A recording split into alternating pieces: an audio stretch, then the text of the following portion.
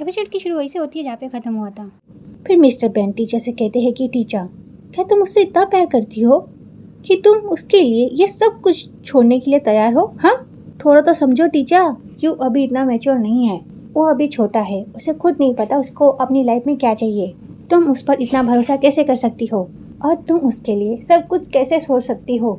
यह सुन के teacher mister Ben से कहती है कि मिस्टर बेन, आपने तो क्यू के लिए राय बना ली है। यह सुन के मिस्टर बेन कहते हैं कि क्यों, मेरी सोच गलत है क्या? फिर टीचर मिस्टर बेन को देखती है और उनसे कहती है कि मैंने आपको बहुत निराश किया है, आई एम सॉरी। ये कहकर वो अपना सामान लेकर वहाँ से जा रही होती है। फिर मिस्टर बेन कहते हैं कि चाहे कुछ भी हो, मैं ये केस लेने वाला हूँ। अगर तुम क्यू को रिप्रेजेंट करने वाली हो तो हम कोर्ट में मिलेंगे। यह सुन के टीचर मिस्टर बेन को देखती है।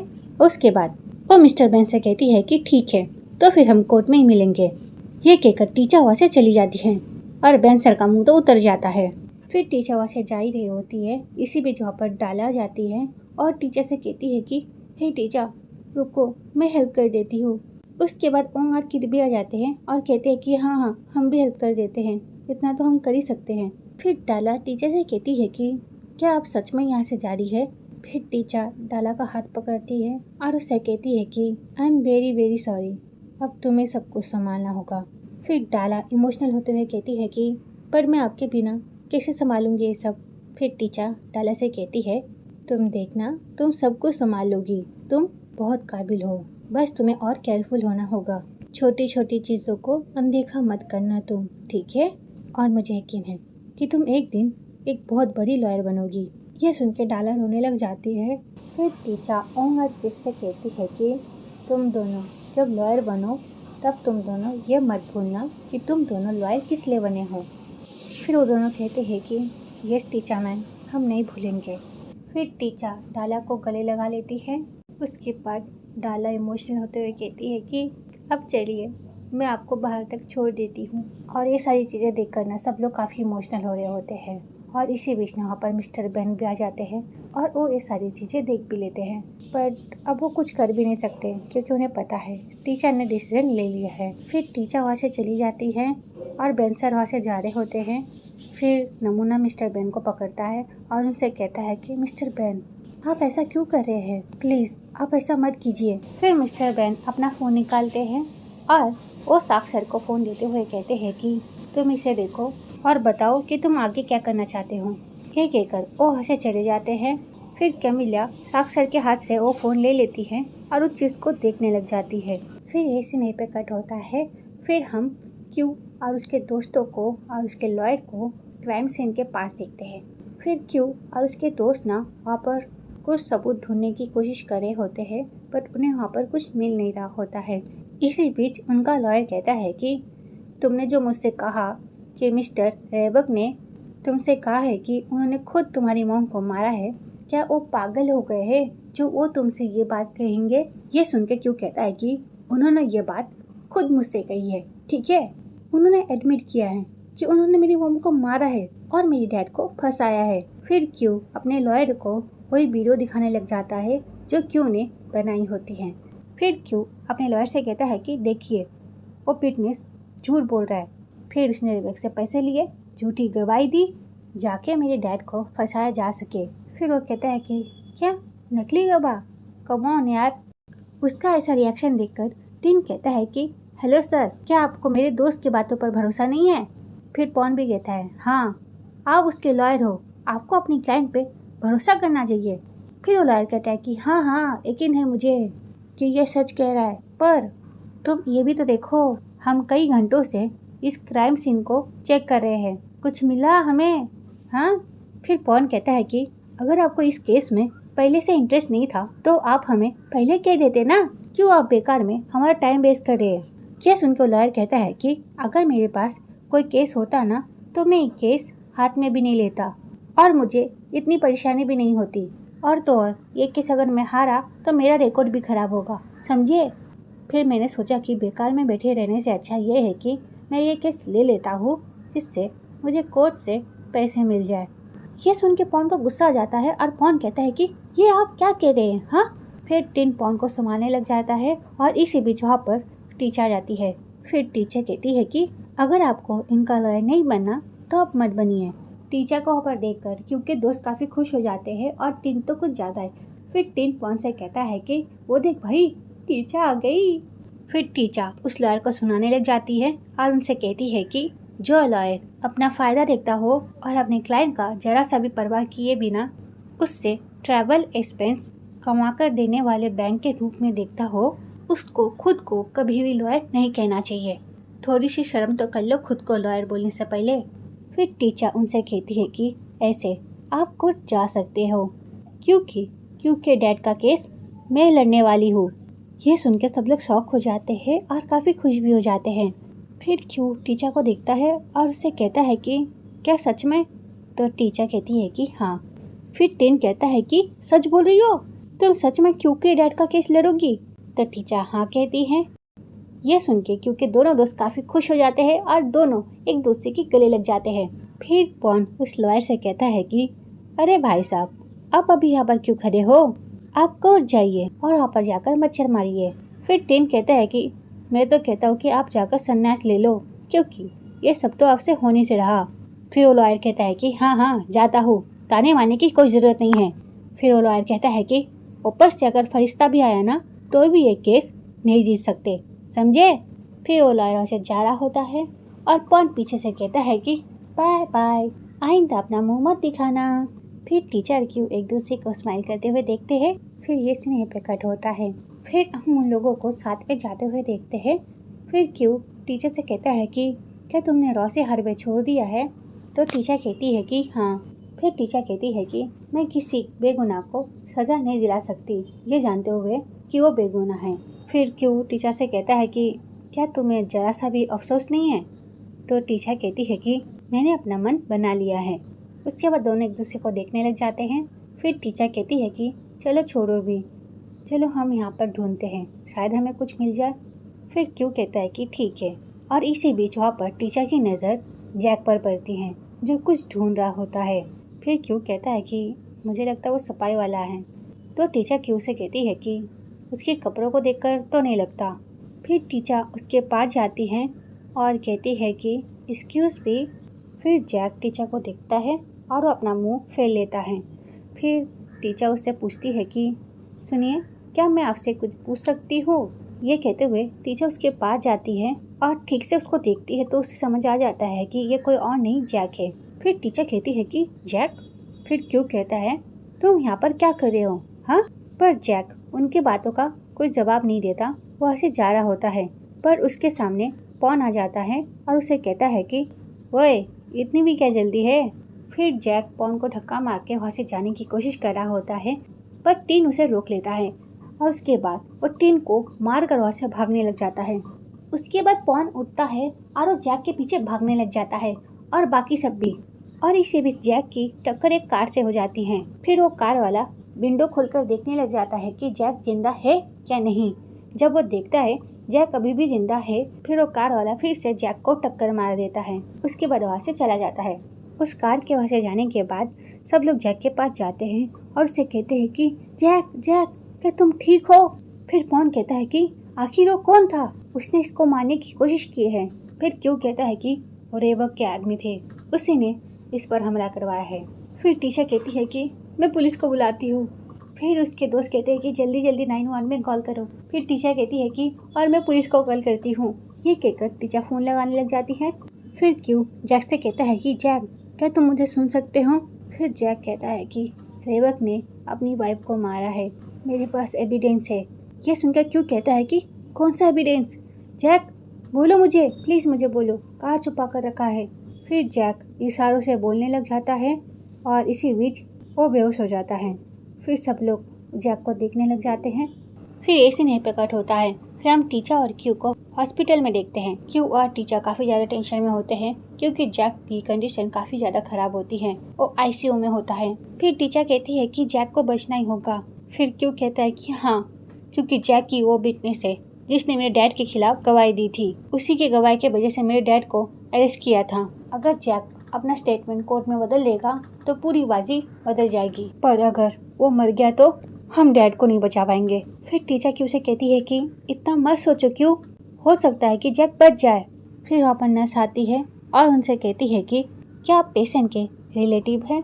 तो टीचर कहती है कि जी नहीं, हम उनके रिलेटिव तो नहीं हैं, बट हम उसे जानते हैं और हम ही उसे यहाँ पर लाए थे। फिर क्यों उनसे कहता है कि क्या जैक की हालत अब ठीक है? फिर नर्स उन्हें कुछ बोलती है पर वो हमें बताया नहीं जाता। फिर नर्स वहाँ से चली जाती है। फिर क्यों काफ़ी गुस्सा करने लग जाता है और टीचर क्यों से कहती है कि क्यों, क्या हुआ? फिर क्यों गुस्से में कहता है कि जैक अब मर गया है, अब हम क्या करेंगे? अब मैं डैड को कैसे बचाऊंगा? अगर वो जिंदा होता तो शायद से हम डैड को बचा लेते। ये सुनकर टीचर क्यों से कहती है कि क्यों, क्या हुआ है तुम्हें, तुम ऐसा क्यों कह रहे हो? फिर क्यों टीचर के पास जाता है और उससे कुछ कहता है जो हमें बताया नहीं जाता फिर से। उसके बाद टीचर क्यों को कहती है कि इस ओके क्यों, ये कहते हुए वो उसे गले लगा लेती है। फिर ये सीन यहीं पे कट होता है। फिर हम क्यों के स्टेप डैड को देखते हैं जो कॉल पर किसी से बात कर रहे होते हैं। उसके बाद वो कॉल को रख देते हैं और कहते हैं कि अच्छा हुआ वो मर गया। ये कहते ये सीन यहीं पे कट होता है। फिर हम कैमिला को देखते हैं जिसके पास टीचर आई होती है। टीचर कैमिला को देखकर कहती है कि मुझे तुमसे कुछ बात करनी थी। फिर टीचर कैमिला को एक फाइल देती है तो कैमिला कहती है कि ये क्या है? फिर टीचर कहती है कि क्या बेंसन ने तुम्हें रेबक ग्रुप का फाइनल सेल स्टेटमेंट्स रिव्यू करने के लिए नहीं कहा था? ये सुन के कैमिला कुछ कहती नहीं तो टीचर कहती है कि मैं नहीं चाहती कि तुम कुछ मिस करो। फिर टीचर कैमिला से कहती है कि ये तुम्हारे क्लाइंट का फाइनल सेल अकाउंट्स रिपोर्ट्स है। ये वही अकाउंट्स रिपोर्ट्स है जिसके लिए क्योंकि फादर उनसे बात करने के लिए गए थे। बट जब तुम्हारी क्लाइंट को यह पता चला कि क्योंकि फादर उनके अकाउंट्स को हैंडल करे हैं तो उन्हें ये चीज़ अच्छी नहीं लगी और उसके बाद यह हादसा हो गया। लकीली क्योंकि फादर ने इनकी कॉपी बना ली थी उस टाइम। यह सुन के कैमिला कहती है कि पर तुम मुझे ये क्यों दे रही हो? तो टीचर कहती है कि तुम इन डॉक्यूमेंट्स को नेशनल टैक्स सर्विस और रेबक ग्रुप के मेन अकाउंट से क्रॉस चेक करोगी तो तुम्हें समझ आ जाएगा, तो तुम तुम्हारे क्लाइंट के बारे में बहुत कुछ जान जाओगी। यह सुन के कैमिला कहती है कि पर क्यों, मैं ऐसा क्यों करूं? तो टीचर कहती है कि क्योंकि मैं आशा करती हूँ कि तुम अपने क्लाइंट के बारे में सच जानने के बाद तुम्हें एक सही फैसला लेने में थोड़ी आसानी हो जाएगी। ये सुन के कैमिला सोच में पड़ जाती है। फिर ये सीन यहीं पर कट होता है। फिर हम कैमिला को मिस्टर बेन के साथ देखते हैं। कैमिला मिस्टर बेन को क्योंकि स्टेप फादर के अकाउंट्स के बारे में सारी बातें बता रही होती है। ये सुन के मिस्टर बेन कहते हैं कि ये डॉक्यूमेंट्स तुम्हें कैसे मिले? ये सुन के कैमिला कुछ कह नहीं पाती तो मिस्टर बेन ही कहते हैं कि क्या टीचर ने तुम्हें दिए हैं? तो कैमिला उन्हें कुछ कहती नहीं बट उन्हें एक फाइल देते हुए कहती है कि मैं चाहती हूँ कि आप इन्हें देखें। मैंने रेबक ग्रुप के शेयर होल्डर्स थोड़ी जांच की थी सर। 2 मेंबर्स प्रॉपर्टी इशू से सामना कर रहे हैं, उनका CUC फैक्ट्री से कुछ लेना देना है। ये सुन के मिस्टर बेन कहते हैं कि ये तो वही केस है ना जिस पर टीचर काम कर रही थी। तो कैमिला कहती है कि जी हाँ, हो ना हो रेबक ग्रुप CUC फैक्ट्री से जुड़ा हुआ है। मुझे ऐसा लगता है कि शायद से ऐसा भी हो सकता है कि उस जगह का इस्तेमाल इलीगल एक्टिविटीज़ के लिए हो रहा हो और जो मिस्टर रेबक है वो इसी तरह अपना ब्लैक मनी वाइट में कन्वर्ट करते हो। और जब क्योंकि पापा ने उनके अकाउंट्स देखे तब वो शॉक हो गए और उन्हें ये बात पता चल गई। और मुझे लगता है कि जब क्योंकि फादर को ये बात पता चली तब वो इसी बारे में उनसे बात करने के लिए गए थे। और मुझे ऐसा लगता है कि इस बारे में मिस ओराबिम को कुछ पता नहीं था, क्योंकि अगर उन्हें इस बारे में पता होता तो वो अपने अकाउंट्स को हैंडल करने के लिए किसी बाहरी आदमी को नहीं रखती। मुझे ऐसा लगता है कि शायद से ये मर्डर करने का मोटिव हो और शायद से ये खून क्योंकि पापा ने ना किया हो। ये सुनकर मिस्टर बेन शॉक हो जाते हैं। फिर ये सीन पे कट होता है। फिर हम मिस्टर बेन को बाहर देखते हैं। वो कुछ सोच रहे होते हैं और वो काफ़ी ज़्यादा परेशान हो रहे होते हैं। फिर ये सीन पे कट होता है। फिर हम टीचा को देखते हैं जो अपने घर जा ही रही होती है। इसी बीच वहाँ पर उसकी मॉम आ जाती है और वो कहती है कि टीचा। तो टीचा अपनी मॉम को वहाँ पर देखकर शॉक हो जाती है और वो कहती है कि मॉम। फिर टीचा की मॉम डायरेक्ट पॉइंट पे आती है और टीचा से कहती है कि तुमने अपनी जॉब छोड़ दी? हाँ। यह सुन के टीचा उनसे कुछ कह नहीं पाती पर टीचा की मॉम टीचा से कहती है कि टीचा तुम क्या पागल हो गई हो? ये क्या किया तुमने? हाँ, क्या तुम्हें पता भी है रोसे हार्बे में हर कोई जॉब करना चाहता है, हर कोई रोसे हार्बे में नौकरी पाने के लिए मरे जाता है, और तुमने वो नौकरी ऐसे ही छोड़ दी? हाँ, पागल हो गई हो तुम। ऐसी क्या वजह थी टीचर जो तुमने वो जॉब छोड़ दी? बोलो मुझे, क्या तुमने जॉब उसके लिए छोड़ी है? ये सुन के टीचर अपनी मॉम से कहती है कि मॉम, उसका इससे कोई लेना देना नहीं, ठीक है। ये सुन के टीचर की मॉम कहती है कि तो फिर तुम मुझे बताओ क्या वजह थी, बोलो मुझे। ये सुन के टीचर कुछ कह नहीं पाती, पर टीचर की मॉम गुस्से में कहती है कि मैं जानती थी उस लड़के के वजह से ही तुमने जॉब छोड़ी है। तुम पूरी तरीके से पागल हो गई हो, तुमने उसके लिए अपना करियर छोड़ दिया है। तुम्हें पता भी है तुम क्या कर रही हो? अभी मैं मिस्टर बेन से बात करती हूँ, तुम फिर से वो ऑफिस ज्वाइन करो, समझी? यह सुनकर टीचर कहती है कि मॉम, मैंने कह दिया मैं ये नहीं करूँगी, तो प्लीज़। पर टीचर की मॉम टीचर की कोई बात नहीं सुनती। फिर टीचर की मॉम कहती है कि टीचर, चुपचाप मिस्टर बेन को कॉल लगाओ और उनसे माफ़ी मांगो, और तुम उनसे कहो कि तुम अपने काम पर वापस आना चाहती हो। चलो जल्दी से फोन लगाओ। यह सुनकर टीचर अपनी मॉम को देखने लग जाती है। फिर टीचर की मॉम गुस्से में कहती है कि मैंने कहा ना मिस्टर बेन को कॉल करो, वो भी अभी के अभी। तो टीचर कहती है कि मॉम, मैं एक ऐसी लॉयर नहीं बन सकती जो बेकसूर को जेल में डाल दे। ये सुन के भी टीचर की मॉम उससे कहती है कि कॉल करो, मैंने कहा कॉल करो। ये सुन के टीचर अपना हाथ छुड़ा लेती है। फिर टीचर की मॉम कहती है कि मेरा सिर उचार है, तुम ऐसा कोई काम नहीं करोगी ना कभी। ये सारी बातें सुनकर टीचर को काफ़ी बुरा लग रहा होता है, पर टीचर उनसे कुछ कह भी नहीं पा रही होती है। फिर टीचर की मॉम गुस्से में कहती है कि टीचर, अगर तुम जॉब पर वापस नहीं गई तो तुम मुझे भी अपनी लाइफ से निकाल देना, समझी? फिर टीचर की मॉम टीचर का हाथ पकड़ती है और उससे कहती है कि जल्दी से मिस्टर बेन को कॉल करो, मैंने कहा ना कॉल करो टीचर। फिर टीचर भी गुस्से में कहती है कि मॉम, मैं कॉल नहीं करने वाली हूँ, आप समझ क्यों नहीं रही है मेरी बात? टीचर की मॉम टीचर की कोई बात सुनना नहीं चाह रही होती है। ये देखकर टीचर कहती है कि भले ही आज आप मेरी कोई बात नहीं सुनना चाहती हो, पर एक दिन आप ये बात जरूर समझ जाएंगी ये सब मैंने क्यों किया। ये कहकर टीचर अपने घर के अंदर चली जाती है। फिर टीचर की मॉम कहती है टीचर टीचर मेरी बात तो सुनो, पर टीचर उनकी कोई बात नहीं सुनती। फिर टीचर की मॉम कहती है कि क्या हो गया है तुम्हें, हाँ? फिर टीचर की मॉम गुस्से में कहती है कि अगर ऐसा ही है तो फिर ठीक है, आज के बाद तुमसे मेरा कोई लेना देना नहीं है, मैं फिर कभी यहाँ पर नहीं आऊंगी। ये कहकर टीचर की मॉम गुस्से में वहाँ से चली जाती है। फिर हम टीचर को देखते हैं जो अपने मॉम की ये सारी बातें सुनकर काफी ज्यादा रो रही होती है। फिर ये सीन यहीं पे कट होता है। फिर हम क्यू के स्टेप डैड को देखते हैं जो अपने आदमी से कहते हैं कि ये ट्रायल हम रोसे हार्बे पर छोड़ देते हैं, क्योंकि उन्होंने प्रॉमिस किया है कि वो सब कुछ संभाल लेंगे और बाकी का सारा काम झाम तुम संभाल लो, ठीक है? जो भी मैस फैला हुआ है उन सबको तुम साफ कर दो, और एक बात का ध्यान रखना, कोई भी निशान छूटना नहीं चाहिए, समझ गए ना? ये सुन के वो आदमी कहता है कि हाँ सर, समझ गया। फिर ये सीन पे कट होता है। फिर हम टीचर और क्यू और उसके टीम को कोर्ट के बाहर देखते हैं। वो लोग कोर्ट के बाहर हाथ जोड़कर खड़े हो जाते हैं। ये देख के पॉन भी हाथ जोड़ के खड़ा हो जाता है और वो टीम से कहता है कि ऐसा क्या हमें हर बार करना होगा? तो डाला कहती है कि नहीं, ऐसा हम तभी करते हैं जब हमारा केस काफी मुश्किल हो। जब केस बहुत मुश्किल हो तब ये करना पड़ता है, समझे? ये सुन के पॉन कहता है कि हाँ समझा। तो टीन कहता है कि अब बात समझ में आई उल्लू। फिर क्यू टीचर को देखता है और उससे कहता है कि मुझे तुम पर पूरा भरोसा है, तुम जरूर केस जीतोगी टीचर।